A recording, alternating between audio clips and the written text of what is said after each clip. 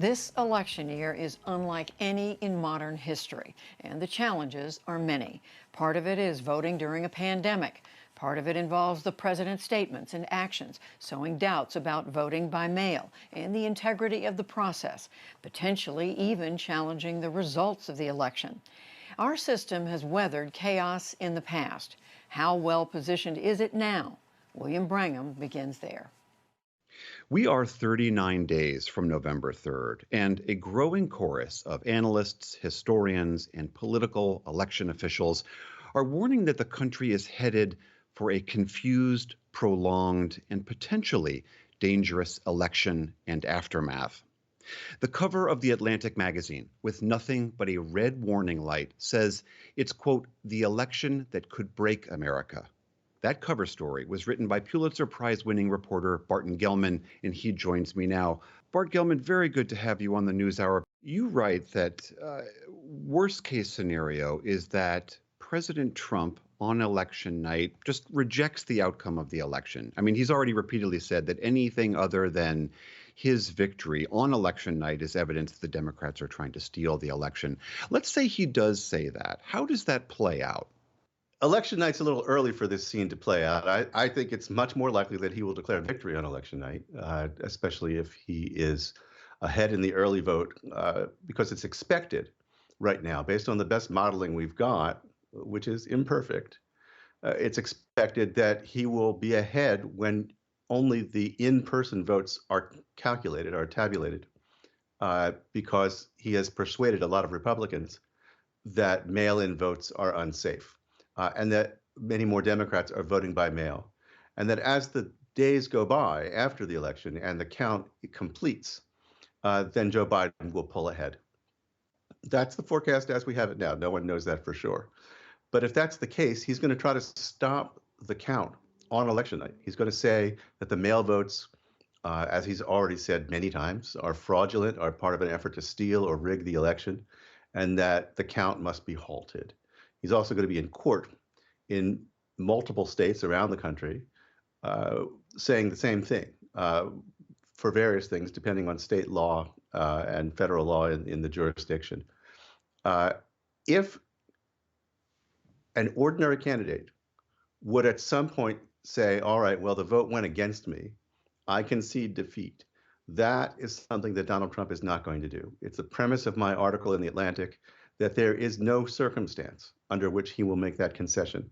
And that's a problem for our system because concession is the way we end elections. We end elections by having the loser concede and confer implicitly the authority of that concession on the winner. You write in your piece that Republican election officials have already been doing dry runs about getting into the election count process and trying to intervene in that. And we do know, has been reported by NPR and others, that vote-by-mail ballots have been getting rejected at considerable number, usually because of voter error. But you sort of point out that this becomes a ripe target for interrupting that election ballot count. In the general election in November, the Trump campaign intends to have ballot watchers at every county commission, at every polling, every election tabulation center, and examining every mail-in ballot and saying, we object to this one, the postmark is unclear. We object to this one, the signature doesn't match, and so on. The more they can delete mail-in ballots, the fewer Democratic votes. We have also seen two recent cases where local Department of Justice officials have stepped forward and announced or revealed information about fairly early, or some would argue relatively minor, cases of ballot fraud. Do you worry that the DOJ seems to be, as some critics have pointed out, turned into a political operation for the president leading up to this election? It is highly unusual for DOJ to do what it did in this case. It is highly unusual to announce an ongoing investigation when it's just begun. It's unusual to imply with sort of rhetorical flourishes that something very dangerous is going on here when we don't know yet whether it was simply an error. It's extremely unusual that they announced that the votes they found that had been mislaid were votes for Trump. They are feeding conspiracy theories about a Democratic effort to steal the election when they don't have anything like evidence for that. It's just not the way a normal prosecutor would behave even under Justice Department guidelines. In your piece, you also spend a good deal of time describing what happens at the next deadline in this process, which is December 8th, when the states start to assemble their electors. And you argue and talk to many people who believe that this could be another moment in which the process goes awry. Can you succinctly explain what might happen there? So viewers would be forgiven for not knowing that there's any important deadline in December or January, because in most presidential elections, they're purely formalities. They're milestones. They're the actual mechanisms by which we choose a president, according to the Constitution. But they're pro forma because by then the vote count has been settled, and we know who the country voted for.